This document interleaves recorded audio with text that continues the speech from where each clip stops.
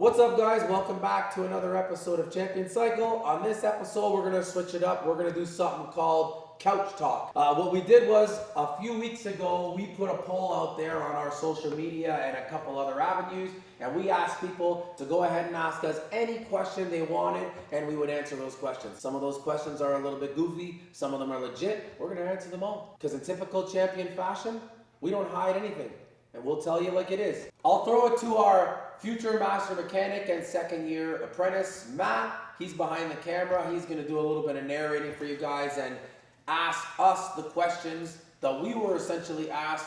Now, for the record, we have not previewed the questions. Even I myself just kind of got them and forwarded them on to him just so I could be kind of raw dogging the answers, make it as winging and free flowing as possible.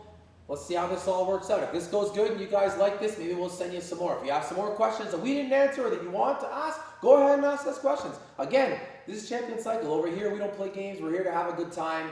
We don't sugarcoat anything, and we'll be as real as one can be. All right, guys, here to the left, we got Dan. He's going to be representing the Master Technician. To the left, we got Alan, representing the Average Joe. Behind them, we got Robert, representing the Apprentice Mechanic. First year Apprentice Mechanic. Codenamed Geppetto. All right, let's get started with these questions. So our first question is, does doing a cam chest upgrade and tune void Harley's factory warranty? I think the second you take any engine parts off to do the cam, your warranty is voided unless you're doing it at Harley. That's fair. I've had and heard of two different sides to this coin. So as far as I know, and Alan, the Average Joe, just told you, as soon as the motor or the crankcase has been open and there's been motor work done, the warranty's generally void. However, we have had a situation where we ourselves did a 128 kit and cam on a guy's lowrider ST, and the guy was a cheapskate and didn't do his oil pump despite us telling him to do it. And in typical fashion, his oil pump shit the bed. And when his oil pump got all heated up and was like, peace, I'm out. When that happened, he took it to one of the many local Harley dealers we have, and the Harley dealer, and I experienced this, the Harley dealer told him, because the parts used, because obviously I provided him with a receipt, the parts used were S&S and fueling parts, his warranty was not voided. And Harley, this is a Harley in Vaughan, near here, they warranted his entire engine. Wow. Yeah, so that's a true story. Impressive. That happened. But that's a one-off, because I've never heard of that happening before. But then you also have some Harley dealers that say, as long as there's a cam, you do a cam, let's say, and an exhaust system, as long as you've had the bike tuned, you're still under warranty. But then I've also heard, if you have the bike tuned, your warranty's void. If you touch this, your warranty's void. Like, I really think it depends on the mood of whatever wannabe mechanic parts guy is standing behind the counter pretending to be a mechanic. I think that whatever mood that person is in, or how much you kiss the sales guy's ass, that's the answers you get, honestly. And I mean, let's be real. If you're buying a Harley from a Harley dealer, anybody watching this, you guys know. There's no fun in buying a Harley. All the fun is gone. The fun is when you leave the dealership and you have your bike, because they don't make it fun anymore. It's not like it was back in the day. I mean, from my experience anyway. It's like pulling teeth. Straight up pulling teeth. And I mean, we can't ask Geppetto because we already know Geppetto's bike is basically vomit on two wheels. It's a hunk of junk for sure. So do you think that would vary from dealership to dealership? 100%. Mood to mood, person to person. Straight up. Sounds good. We're going to start with Geppetto now. So what do you think is the best 600cc sport bike to tune or ride? I'm a big fan of the R6 personally. Any year specifically, or? The 06 to 09 R6s, I think. The ones that have the really crazy, like 1200 to 1800 RPM spike with the cams. Those ones make as much power as a 1000 once you get it up there. And I think if you tune that, you can get a really nasty bike. All right, now we're going to have an opinion from the Average Joe, Alan. Maybe Hayabusa or something like that. I've given those a couple rides and they seem fun. We said 600cc bike. Oh, wow. Or the Average Joe, and I'm going to be a Jixer Squid guy. He said a Jixer Squid guy. Now let's hear from the Master Tech then. My favorite 600? Depends on what avenue you're talking about. If you're talking about maintenance, you'd have to say a Honda 600RR. Because honestly, them shits don't break. They don't break. They really don't. But at the same time, they don't outperform any of the other 600s. On the dyno or off the dyno, they just don't. They're average and reliable, That's what it is. They are reliable for damn sure. like any Honda. Right. Gixxer, like anybody would say, I mean, if you want to be dealing with a crusty front brake master, if you want to be dealing with recall after recall, if you want to change your stator and rectifier every year or two, sure, go with a Gixxer. If you want to deal with blown head gaskets here and there, I mean, yeah, go with a Gixxer. There's a reason they're the cheapest. An R6, Geppetto was on the right road with an R6 because Yamaha's pretty solid, but at the same time, they're so restricted in the computer. They require so much work when you get them to make them enjoyable that it's like you budget for a starter 600, 6K, go grab yourself an 09, 2012 R6, whatever you can find, and then that 6K is all of a sudden 8K because now you need a pipe, a cat delete, a dyno tune, including ECU unlocking. All that stuff. Yeah, and a sprocket because Lord knows that R6 is dead until 8K. Yeah. Like a 250 will destroy you. Yeah. No, there's nothing. They're so gutless until 8K, and then when it hits 8K, it's almost like it's got a hidden turbo in the combustion chamber. It just goes, and you even see them on the dyno where they just go when they take off at 8K. They got a power band. They do, and then ZX6 is a very tough 600, and depending the year, they're generally pretty solid bikes. They generally don't have problems, but at the same time, they're a little more pricey. And the older ones were actual dog garbage. But the newer, modern, 13, 14 to current, I'd probably say a ZX6. I mean, there's a reason most stunters use them. Bikes are tough as nails. Those are facts, right? That's facts. So there's my answer. What about ZX6. What about a 636? Even though it's not 600 technically. Well, obviously I'm going to go for the bigger displacement, so 636. But I think the new ones are 636s, right? Yeah. They had this back in the day. They had the ZX6R. Then they had those 0304s where they made the ZX6RR that was a 600 with better suspension. Then they made the 636 version in that same year. So it was like you could buy the ZX6RR or you could buy the 636. Everybody wanted the 636. Then they came 05, 06, and they had those dog's breakfast ZX6Rs that were just trash with the undertail exhaust, pure problems. Then 07, 08, they had the similar style with a little different that nobody wants, and to this day you can get them dirt cheap. Then 09 came, ZX6 again. Then as the years progressed, they brought back the 636 because everybody knew that was the bike.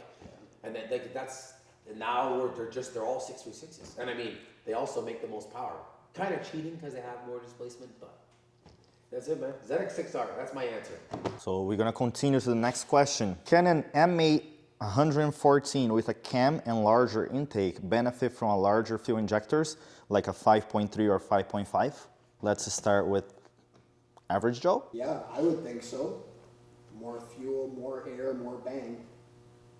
Wouldn't fixed displacement inside the cylinder not really make much of a difference if you have a bigger injector? Because the factory injector is already set to that size displacement, so you need a big bore kit, if anything, if you want to benefit from that, no? No, That's my thoughts. they're wrong. They're wrong like your mustache. In my opinion, I've dyno tuned once or twice.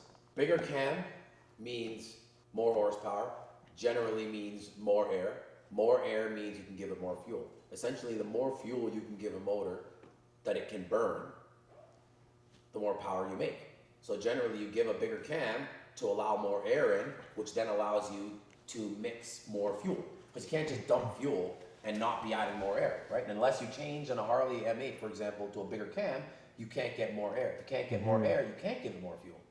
So, depending the size of the cam, then you sometimes need bigger injectors. If you just do a 114 with a drop-in 475 or equivalent cam, for example, and I've dyno tuned these multiple times, you do not need bigger injectors. Because that cam is bigger, you're giving more fuel, but the factory injectors, there's more than enough room for that. You don't even reach near 70% duty cycle of that injector. And that's here and there. Most of the time you're sitting around 60%. You don't need more. I mean, you can do it if you want, but you don't need it, no. Okay, let's continue. Can you tune to perform well on the track, but still have fun with pops and bangs for the street? You can tune and have fun on the street and the track. You can do that too, no problem. You just have to do it with common sense applied, because a lot of guys will tune a bike to squeeze big horsepower numbers to give some kid a fat dyno graph that shows a big number. Chances are that bike's running stupid lean or stupid rich, so it won't actually perform on the street or on the track. Generally, the bike that's running nicely rich runs better on the track. Not too rich, not too lean, just right, that's where a good tuner comes in. And then pops and bangs, straight up, pops and bangs are, and I might get roasted for this comment, but I'm gonna say it anyway because it's a fact and the dyno doesn't lie. Pops and bangs, and you can quote me, are the goofiest thing going. Yeah, straight up. Straight up. Anybody who does ECU flashing or dyno tuning, go ahead and send a message to one of the manufacturers like Woolwich Racing or FTECU or anybody else that's doing full-on ECU software for sport bikes, we're talking obviously. Ask them what you gotta do to the map in order to overemphasize the pops and bangs. Go ahead and ask them that question. When you get the answer, you're gonna be shocked, and I guarantee you'll be like, forget the pops and bangs, I don't want it. Yeah. You know what you do. You've seen me tuning. Oh yeah, and I hear people come in every day. They're like, "I want more pops, I want more bangs, I want flames." It's like that's not the best ideal tune for you or the bike. No, no. It's amplified air. It's simulating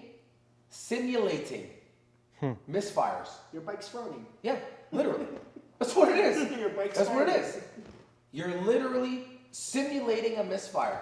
Let me create pops and bangs on what's on the bench? This Gixxer over here on the bench. No problem. Don't synchronize the injectors. Don't synchronize your timing map. Go ahead and take away minus 15% on decel all the way down the RPM tree where you're not on throttle, and the bike will pop and bang like crazy. You know why? Because it's misfiring on decel. Mm-hmm. It's A, misfiring because you're pulling timing, and B, lean because it's got bare air. So yeah, pops and bangs, go to hell. I got a quick question to piggyback off of that. For the flame tunes, because I know a lot of guys love flame tunes, that's probably the opposite of the pops and bangs, is it not? Yeah, it's not what people think. Yeah. It's running it extra rich. It's running it. No, it's not. You're both wrong. Oh. They're both wrong. That's a common misconception. Running the bike rich is not what causes the flames. Oh. Everybody thinks that. Mm-hmm. That's a misconception.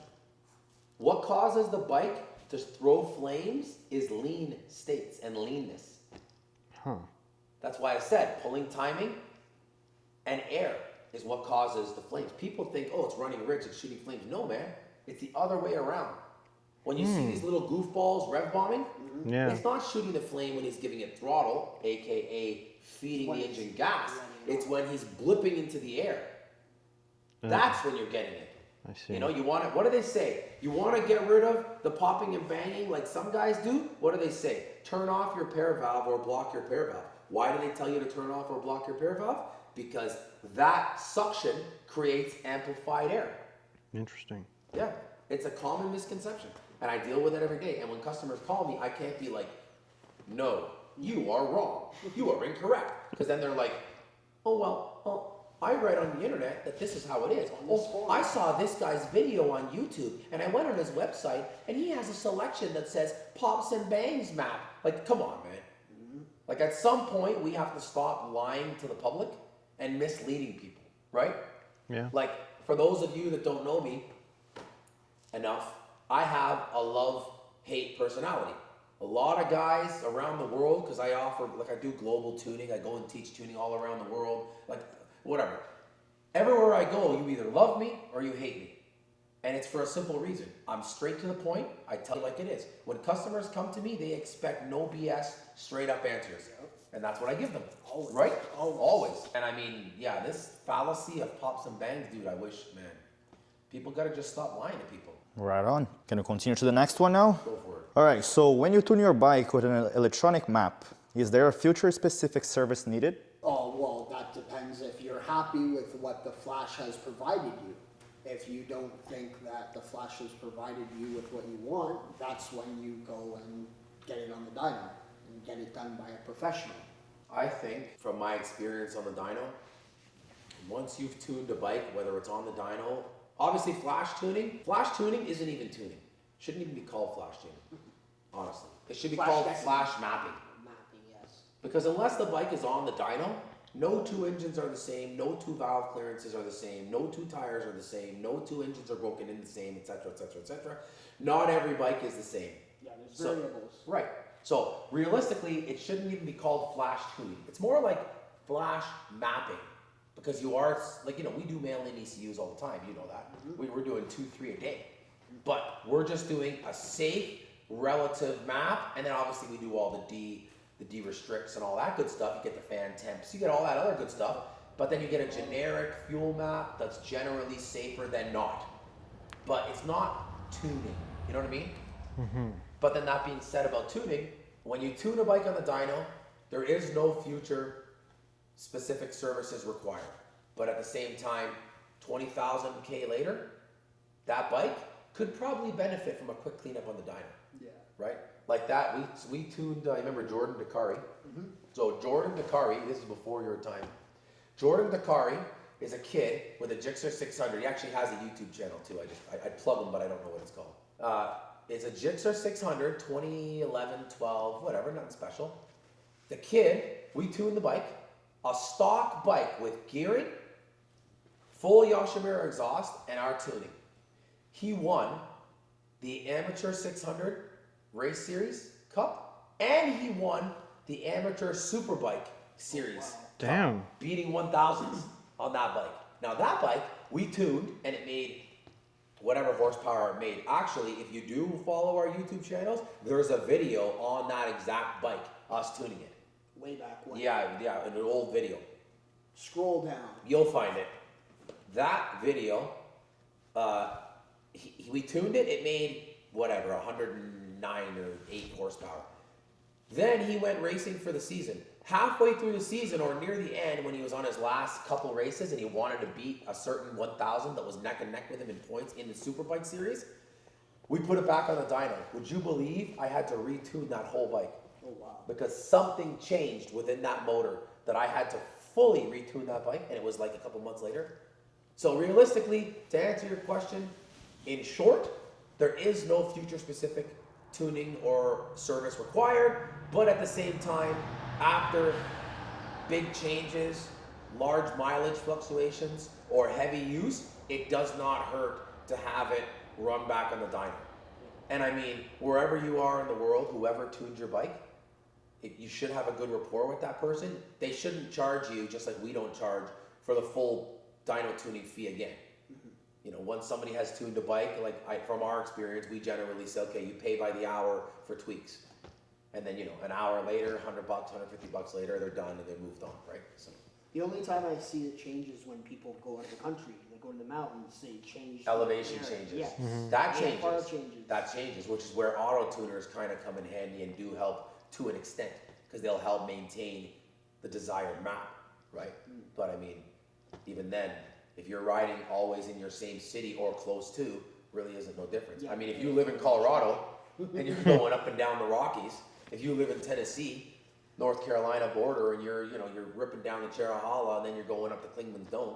Like, I've been on a tuned Gixxer 1000 down there in North Carolina, Tennessee, and I've been at the bottom of Klingman's Dome. And for those that are watching that know what Klingman's Dome is, you're at the bottom of Klingman's Dome. When you get to the top of Klingman's Dome, it's minus 10 degrees off of what it was. Yeah, you're fighting for air. You're trying to Yeah, and the starve bike it. literally is farting and chugging like by the time it gets to the top. And you're like, oh my God, what's wrong with my bike? And you're like, wait a second, let me go back down. And as you get down the mountain, you're like, oh Jesus, it's running great again. That's the elevation changes, right? You granted your bike has, you know, intake air temperature pressure sensors and map sensors and yada yada that are supposed to help, but Not for that much variation. no, they can't. But yeah, that's actually a good question. Well, we have a next question from somebody here, but I feel like we kind of already answered this. Do you ever need to remap your motorcycle? Oh yeah, we answered that. I think we went over this with the previous Take it question. away if you think we didn't go for it. Well, anytime you change your exhaust or your air filter, anytime on a motorcycle, you should always remap your bike, no? Yeah, 100%. Yeah, of course. Even these guys are like, oh, I just put a slip on. Though the dealer said I don't have to tune. Yes, you did. Yeah, it's like trying to drink water through a Slurpee straw. You're getting Basically. way too much air, or the mix isn't right. Basically, and then also from factory, almost all bikes are set to run lean, to pass EPA standards and to be sold within whatever country they're in. Every bike generally runs lean from the factory. Always. And you could quote me on that, and you could test what I said, and you'll find out it's true. Now, we had another similar question to what we answered before, but this doesn't have a limit to CCs. What's your go-to brand for sport bikes? So now we're not talking about 600 class anymore. And we're talking about sport bikes. Yeah. Oh, mine's either BMW or Kawasaki. I don't know that I could choose. I guess I could choose. If I had to say, I'd probably say Kawasaki. If I I had would to say pick, you're a Kawasaki guy too. Ooh, you would say Kawasaki? it's a toss-up between Kawasaki and Yamaha. I really like some of the new Yamaha bikes. The R1M is freaking disgusting. Yeah. Yeah, it is good looking. Right. But And the power it makes, the way it makes the power, Yeah. like its delivery. that's the cross-plane design. Yeah. Yeah. Yeah, that's a good point. I'm just, for me to answer the question, if I think back on the years, it's got to be a Kawasaki. BMW they only became a competitor in 2010, right? That's the first year S1000, if I remember correctly. That's when they became a competitor, right? Their first straight four real crotch rocket. Before that, I mean, who the hell wanted to ride a BMW that wasn't 60 with 7 kids? So the Master Tech says Kawasaki because they're the most consistent over the years. I think so. Now we've got a very interesting question from the next follower here. How much wood would a woodchuck chuck if a woodchuck could chuck wood? What woodchuck would that bike be riding? That's the average Joe answer. What woodchuck? What would that fucking... That got voted in. Somebody asked, man. You gotta answer. That's a you. Go ahead, Geppetto. Next time we should be putting the follower's name here. Oh, that'd be awesome. Go ahead, Yeah. Geppetto. A metric ton. Of wood? Of wood. Woodchuck, if a woodchuck could chuck wood? Oh yeah. Unless you live in the States, then it's an imperial ton.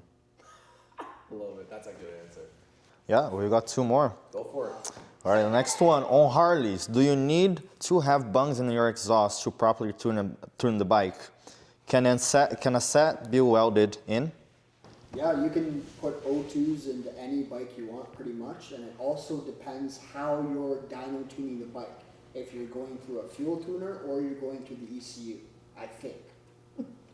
You're wrong. Average Joe. Literally, that's the average Joe answer. Fair enough. Go ahead. I don't think you can add an O2 sensor unless your ECU tuner calls for it. That's enough. That doesn't even make sense. No? No, just... I don't know anything about anything, What is guys. it? I'm just here What do you to... think?